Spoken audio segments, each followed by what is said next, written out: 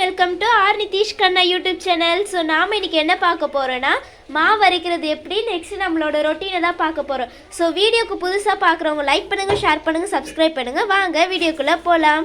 இப்போ தான் வந்து மாவு ஆட்டிட்டு எடுத்து வச்சுருக்காங்க. இதோ இங்கே பாருங்கள், இப்போ தான் முட்டை வாங்கிட்டு வந்து முட்டை கூடில் வந்து எடுத்து வச்சுருக்காங்க. வாங்க மாவு எப்படி இருக்குன்னு உங்களுக்கு காட்டுறேன். இங்கே பாருங்கள் எவ்வளோ பஞ்சு மாதிரி சாஃப்டாக இருக்குன்னு பாருங்கள். இதோ இப்போ தான் அரைச்சி எடுத்துருக்காங்க. சூப்பராக இருக்குது பாருங்கள் பஞ்சு. இனிமேல் தான் வந்து மாவில் இது ஊற்றி கரைப்பாங்க, உப்பு போட்டு இனிமேல் தான் வந்து கரைப்பாங்க. இந்த மாவு எப்படி இந்த மாதிரி அரைக்கிறதுன்னு நாங்கள் தனியாக ஒரு வீடியோவில் போடுறோம். இந்த மாதிரி நல்லா நம்ம வந்து யூஸ் பண்ணி வாஷ் பண்ணி நம்ம வச்சுட்டா தான் நம்ம அடுத்த வாட்டி மாவு அரைக்கும் போது மற்ற கல் நல்லா காஞ்சி இதுவாக இருக்கும். இன்னைக்கு மத்தியானத்துக்கு வந்து நம்ம அம்மா வந்து இன்னைக்கு பிரியாணி செஞ்சுருந்தாங்க. அப்படியே கடை பிரியாணி மாதிரியே செஞ்சுருந்தாங்க. அது எப்படின்னு நான் உங்களுக்கு காட்டுறேன். ஹாட் பாக்ஸில் போட்டு வச்சுருக்கோம். ஒரு நிமிஷம்.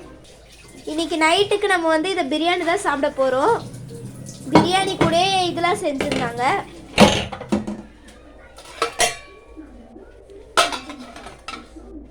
கத்திரிக்காய் பச்சடி மதியானமே கொஞ்சம் காலி ஆயிடுச்சு, ஏன்னா சூப்பராக இருந்துச்சு. நெக்ஸ்ட்டு கத்திரிக்காய் பச்சடி, நெக்ஸ்ட்டு வெங்காயம் அந்த இது, நெக்ஸ்ட்டு எறா தொக்கு, இட்லி தோசை அதுக்கெலாம் வந்து இதெல்லாம் எப்படி பண்ணோன்னு சொல்லிட்டு தனியாக நாங்கள் ஒரு வீடியோ போடுறோம். ஃபஸ்ட்டு நாங்கள் வந்து மாவு அப்ளை பண்ணுறதுல நாங்கள் போடுறோம். இங்கே பாருங்கள் எவ்வளோ சூப்பராக கரைக்கிறாங்கன்னு. கரைச்சி அப்படியே வச்சிடணும். சொல்லுங்கள். காலை ஒரு 8 மணி நேரம் காலையில் எடுத்து ஃப்ரிட்ஜில் போட்டுடலாம். கரெக்டாக இருக்கும். செய்யும் போது செஞ்சுட்டு மீதி வந்து ஃப்ரிட்ஜில் போட்டுடலாம்.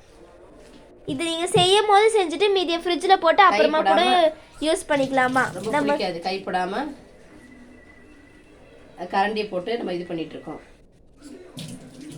மாவு நல்லா கரைக்கணும். உப்பு போடக்கூடாது. உப்பு போட்டால் சீக்கிரமாக புளிச்சிடும். உப்பு போடக்கூடாது. சமைக்கும் போது செய்யும் போது நம்ம உப்பு போட்டுக்கலாம். சூப்பராக வரும் இட்லி. இதை பாருங்க, இட்லி இப்பயே தோசைலாம் ஊற்றினாலும் சூப்பராக வரும். இந்த கடைகள்லாம் வந்து இந்த மாதிரி தான் நம்மளுக்கு போடுறாங்க. எந்த கெமிக்கலுமே இல்லாம, சோடா மாவும் இருக்காது. வெந்தயம், உளுந்து, அரிசி, அவ்வளோதான். நல்லபடியாக நல்லா சூப்பராக வரும். ஹெல்த்தியாக சாப்பிட்ணும். கொஞ்சமாக சாப்பிட்டா நம்ம கடையிலலாம் சோடா மாவு, ஆப்ப மாடு அது இதுன்னு டேஸ்டிக்காக போடுறாங்க. நம்ம ஹெல்த்தியாக செஞ்சு ஹெல்த்தியாக சாப்பிட்டா இன்னும் நல்லா இருக்கலாம். இருக்க நம்ம பாரம்பரியம் அடைஞ்சிட்டே போகுது. ஆனால் சத்தான ஆகாரமாக சாப்பிட்ணும், வேறு ஒன்றும் இல்லை. சாப்பிட்றத கொஞ்சம் நிறைவாக சாப்பிடணும், சத்தானதாக சாப்பிடணும், அவள்தான். ஸோ பாய் ஃப்ரெண்ட்ஸ், இதோட நம்ம நாளைக்கு வீடியோவில் பார்க்கலாம். பாய்.